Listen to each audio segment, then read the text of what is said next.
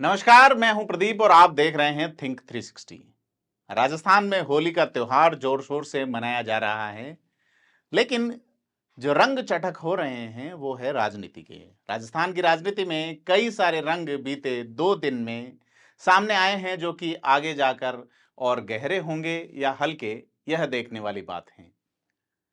राजस्थान की राजनीति में एक बड़ा महासम्मेलन, जाट महासम्मेलन जयपुर में हुआ और उसमें हनुमान बेनीवाल भी नहीं आए और वसुंधरा राजे भी नहीं आई। राजे ने मैसेज अपने पुत्र और झालावाड़ के सांसद दुष्यंत सिंह के साथ भेजा। इस सम्मेलन से एक दिन पहले यानी कि 4 मार्च को वसुंधरा राजे ने बड़ी जोर शोर से अपना जन्मदिन मनाया। सालासर में बड़ी संख्या में भीड़ भी जुटी और काफी जोर शोर से मनाए। इस जन्मदिन के माध्यम से कई तरह के राजनीतिक संदेश देने में भी वसुंधरा राजे सफल रही। जाट महासम्मेलन में नहीं आने की वजह उन्होंने बताई कि जन्मदिन कार्यक्रम के चलते उनकी लगातार व्यस्तता रही। इसी बीच वसुंधरा राजे ने 6 मार्च यानी आज गोविंद देव जी में होली का फाग उत्सव में शिरकत की और खासे रंग बिखेरे। इन होली के राजनीतिक रंगों के बीच सचिन पायलट ने भी मीडिया स्नेह मिलन का आयोजित किया, लेकिन इस स्नेह मिलन के रंग में भंग तब पड़ने लगा जब वे महिलाएं, जो कि पुलवामा शहीदों की वीरांगनाएं हैं, पहुंच गई सचिन पायलट के घर पे और वहां पर एक तरह से हंगामा खड़ा हो गया। पुलिस के लोग उन्हें रोक नहीं पाए, एक तरह से धक्का मुक्की जैसी स्थिति बनी। बाद में महिलाओं से सचिन पायलट ने बात की और उनकी पीड़ा जानी। सचिन पायलट ने साफ तौर पर कहा है कि इन महिलाओं के साथ न्याय होना चाहिए। आइए देखते हैं क्या कुछ हुआ सचिन पायलट के घर पे और उसके बाद पायलट ने क्या कहा।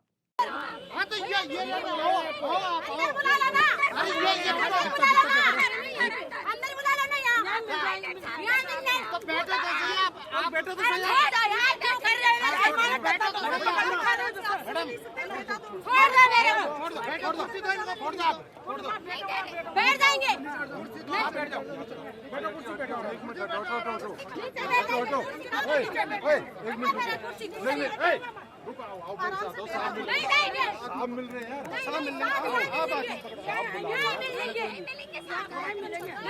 नहीं मिलेंगे। अब रुक जाओ और जब मैं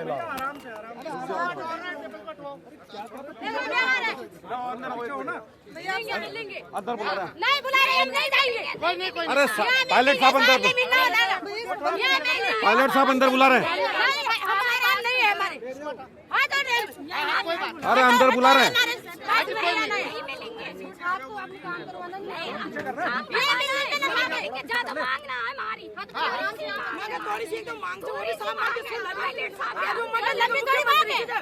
अरे अंदर अंदर बैठे हैं, बात कर लो अंदर।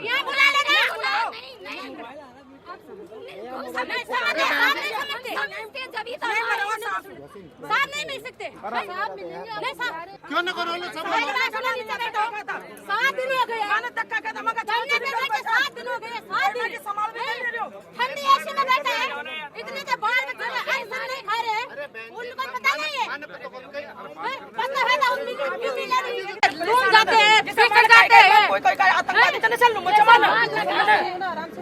कोई हमला थोड़ी कर रहे हैं। हमला तो हम पे हो रहा है, सुरक्षित तो हमारी हो रही है। रोड पे लो साहब के कमाई नहीं, थप्पड़ दे रहे, बाल खींच रहे। कौन मुख्यमंत्री जी? क्या मुख्यमंत्री जी? ठंडी ऐसे में बैठ गए, वो भी इंसान है। हम कोई गांडा थोड़ी ऐसे मारपीट करते हैं क्या? हमने देश के ऊपर छोड़ दी है। 7 दिन हो गए ऐसे। 7 दिन कोई भी ना पूछ लो माँ की।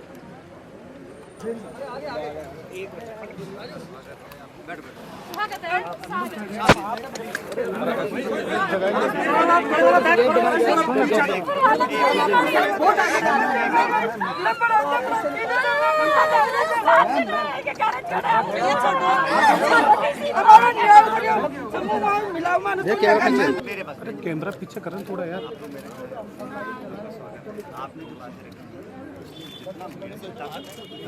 आप तो कैमरा पीछे कर आप न्याय दिलाइए हमारे को। हमारे तो कोई लंबी थोड़ी मांगे नहीं।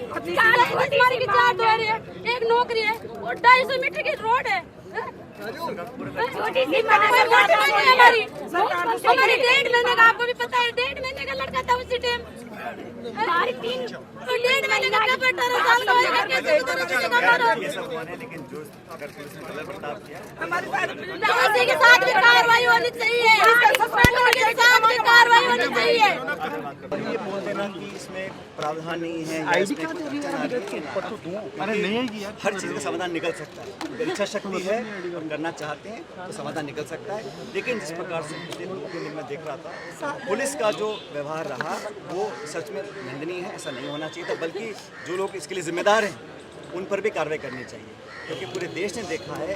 पहली बात तो कोई महिला है, दूसरी बात कोई विधवा है, तीसरा वो कि शहीद की अगर घरवाली रांगना है, तो इस प्रकार का बर्ताव करना ना शोभा दे रहा, छोड़ दीजिए। मुझे लगता है कि पुलिस ने अगर ऐसा कार्रवाई करी है तो जो अधिकारी हैं जिन्होंने जो उसके लिए जिम्मेदार हैं उन पर कठोर कार्रवाई करनी चाहिए। मेरी मांग है। मैं कहता हूँ आप जब मांग लेके कोई बैठा है और जिस तरह मैन हैंडलिंग हुई है महिलाओं के साथ, जो आदमी अधिकारी हैं, तो मैं समझता हूँ एक्सेप्टेबल नहीं है। और सरकार को पुलिस को कार्रवाई करनी पड़ेगी जिस प्रकार से बर्ताव किया। मांग पूरी करने में समय लगे, कुछ उसमें कागजी कार्रवाई हो, कुछ कानूनी अड़चन हो, उसका तो बात निकल सकती है। लेकिन किसी को मैन हैंडल करना, किसी के साथ इस तरह खींचतान करना, वो भी उन महिलाओं को जिनको हम वैसे तो सम्मान देते हैं, वैसे तो उनको हम हर जगह मंच बुलाते हैं, बातें करते हैं, लेकिन इस प्रकार व्यवहार पुलिस ने ट्वीट भी किया, ट्वीट किया कि ऐसा कोई व्यवहार नहीं हुआ, पुलिस की तरफ से कोई गलती नहीं है, पुलिस की तरफ नहीं हुई। बोल रही हैं ये भी तो अपनी जो उनके साथ हुआ है उसका मुझे कोई नहीं पकड़ेगा भाई, मेरे नॉलेज हमको बताया है, जो सबने देखा है। पुलिस अगर सिर्फ मना कर दे तो ऐसा तो हुआ नहीं होगा। ये जो निशान है, ये जो खींचतान हुई है, राजधानी में ये हालात है तो पूरे प्रदेश में भी ऐसे हालात है। ये जो प्रकरण है इसमें ने कहा, मैंने कहा ये गलत है, नहीं उसका समाधान निकालना पड़ेगा। ये महिलाएं भारतीय जनता पार्टी के राज्यसभा सांसद किरोड़ीलाल मीणा के नेतृत्व में प्रदर्शन कर रही थी। अशोक गहलोत सरकार के खिलाफ इनकी डिमांड थी कि पुलवामा शहीदों को जो पैकेज दिया जाना चाहिए था वो मिला नहीं, और उसके चलते वो लोग अपने लिए न्याय की मांग करते हुए विधानसभा के बाहर धरना दे रहे थे। फिर उन्हें पुलिस उठा के ले गई। राजेंद्र यादव जो कि मंत्री हैं, उनके माध्यम से मांगों पर भी चर्चा हुई, मानने का आश्वासन भी दिया गया, लेकिन धरना एक बार फिर से शुरू हुआ, फिर से पुलिस उठाकर ले गई। किरोड़ीलाल मीणा के नेतृत्व में धरने पर बैठी इन महिलाओं ने सचिन पायलट के घर में पहुंचकर पायलट से मुलाकात की। किरोड़ीलाल मीणा भी सचिन पायलट के घर के बाहर ही नजर आए। हमारे साथी ने उनसे बात की, क्या कुछ कहा किरोड़ीलाल मीणा ने, आइए सुनते हैं। प्रदेश कांग्रेस के अध्यक्ष है, लेकिन वीरांगना का उनके यहाँ आना जबकि सीएम थोड़ी दूर है। ये बात सही है जैसा आपने सवाल किया। न सचिन पायलट उप मुख्यमंत्री हैं, न सचिन पायलट पीसीसी चीफ हैं, लेकिन सचिन पायलट एक किसान के बेटे हैं, जवान हैं, और लाल बहादुर शास्त्री ने जय जवान जय किसान का नारा दिया था, जिनके आधार पर ये देश चल रहा है। जवानों की वो वीरांगनाएं जिन जवानों ने अपना सर्वोच्च बलिदान कर दिया, और अंत्येष्टि के समय हजारों की भीड़ के बीच में गहलोत साहब के मंत्री जो घोषणा करके आए थे, घोषणा कोई बड़ी नहीं है, चौराहे हो, सड़क हो, स्कूल हो, कॉलेज हो, उसका नामकरण, उनके परिवार में कोई और है नहीं तो देवर की नौकरी और छोटी छोटी सड़कें हैं। अब इन्होंने सरकार कहती है हमने बहुत बड़ा पैकेज दे दिया, पैसे दिए 50 लाख। ये जो अपना जो मंजू जाट है उसने 26 लाख तो स्मारक बनाने में लगा दिए।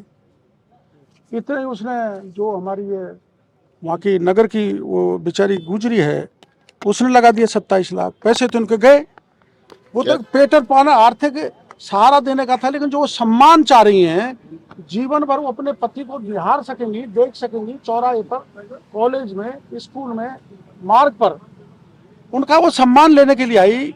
पहले विधानसभा में गई तो वहाँ अपमान हुआ, गिरफ्तार कर लिया गया। फिर गवर्नर साहब के मिलने के बाद मुख्यमंत्री के वहाँ गई तो जैसा सलूक और बदसलूक किया आप लोगों को, पूरे मीडिया को पता है। इसलिए फिर उन्होंने तय किया कि एक ही रास्ता बचा है कि हम गांधी परिवार से मिलें।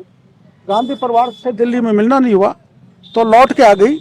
तो सचिन पायलट ही एक ऐसा रास्ता है जो गांधी परिवार से उनको मिला सकते हैं।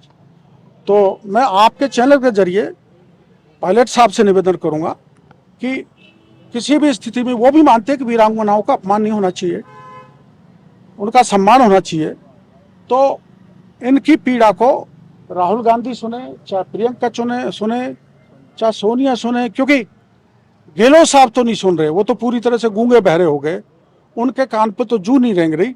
लेकिन ये जो अपमान किया है, ये राजस्थान की जनता नहीं, देश की जनता ही भी इसको बर्दाश्त करने वाली नहीं है।